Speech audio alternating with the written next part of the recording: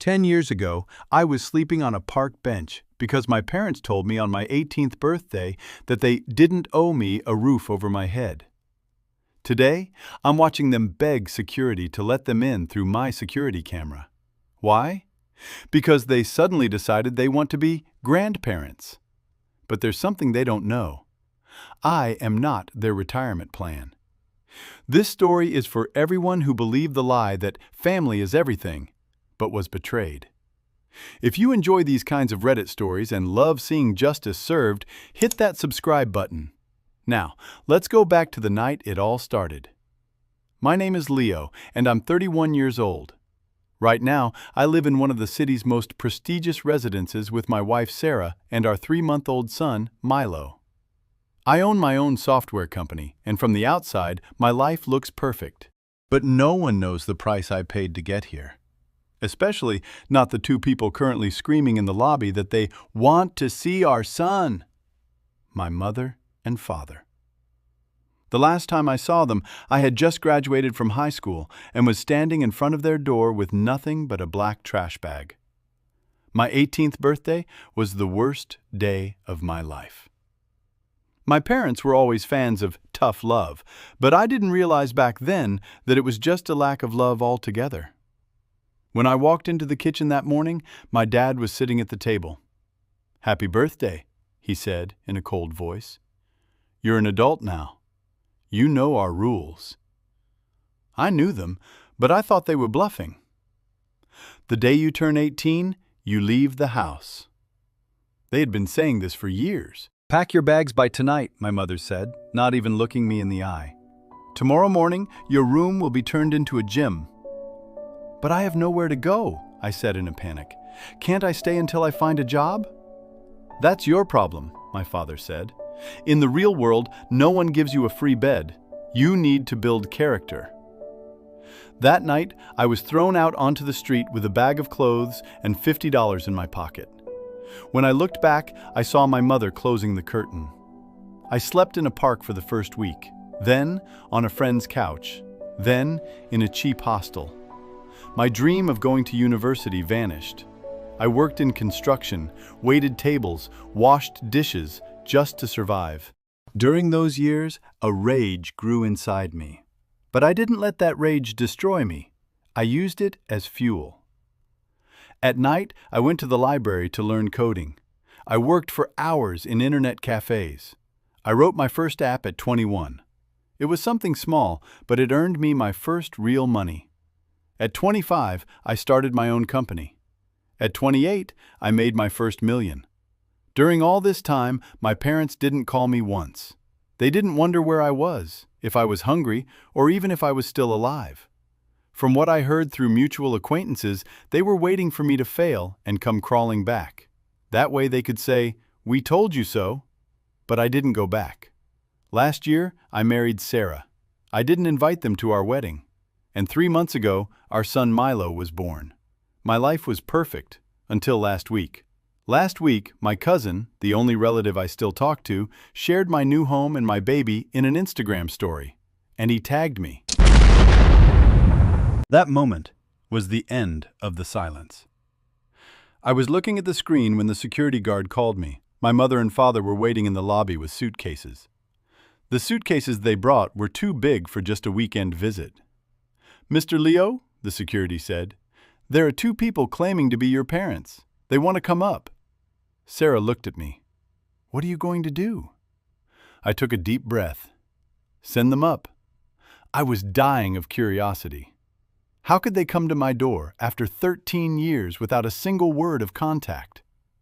When the elevator door opened, they were both smiling. They were as relaxed as if they had seen me just last week. "My son!" my mother screamed, opening her arms. She tried to hug me, but I pulled back. "Can we come in?" my father said, as if this were normal.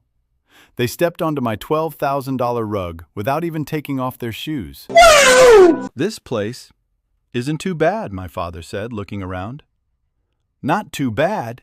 This penthouse was 3 times the size of the house they kicked me out of."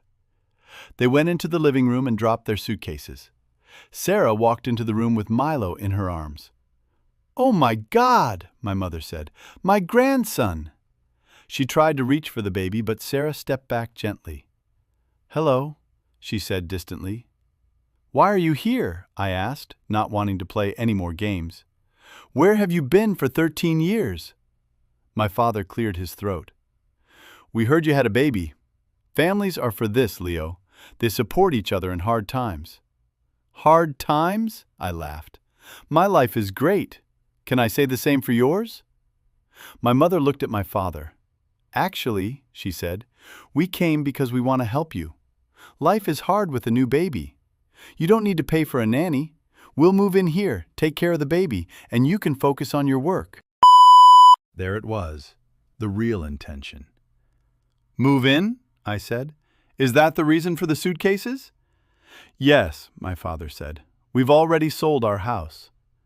Well, before the bank could seize it, the technical details don't matter. The truth was out. They were bankrupt. And they saw me, the son they threw out, as their new retirement plan. "So," I said calmly, "you have no place to live, no money, and you've come to live with me." "We're family," my mother said, her eyes filling with tears. I remembered this tactic, manipulation. "Family," I said. "Do you remember my 18th birthday?" "That was in the past, Leo," my father said, waving his hand. "We had to teach you a lesson. And look, it worked. You're successful. You should thank us." The blood rushed to my head. "Thank you?" My voice rose. "Was I supposed to thank you while I was freezing on that park bench? While I was eating food from the trash? When I got pneumonia in the middle of winter and couldn't pay the hospital bills?" "But you succeeded," my mother said. "The past is in the past." "It's not in the past for me," I said. "You taught me a lesson, you're right. You taught me not to trust anyone, especially people called family." I took out my wallet. I took out $50. "What is this?" my father asked. "The money I had in my pocket when you put me out on the street," I said. "I left the money on the coffee table. If we account for inflation, I don't owe you anything." "Leo, don't be ridiculous," my mother said, panicking. "We have nowhere to go." I said, pretending to think. "I remember something my father told me 13 years ago." My father's face turned white as a sheet. I turned to him and repeated it, word for word. "In the real world, no one gives you a free bed. You need to build character." I called security. "My guests are leaving. Can you escort them out?" "You can't do this," my father screamed. "We are your mother and father." "No," I said as I opened the door. "You're just biological donors. My family is here." I looked at Sarah and my son. When the security guards arrived, my mother was crying and my father was cursing at me. As they were escorted out of the lobby, I went out onto the balcony and looked down. Just like they did to me 13 years ago, I didn't close my curtain. I watched them. I watched them stay in the street with their suitcases. I found out later that they went to a cheap hotel that night. They called relatives to complain about me, but no one took them in. Because they had done the same thing to everyone. I don't know where they are now, and to be honest, I don't care. That 18-year-old kid isn't cold anymore. So, what do you think? Did I become just like them by turning my back on my family? Or did I provide justice by giving them a taste of their own medicine? Write what you think in the comments. If you like this story, give it a like and subscribe for the next revenge story. See you later.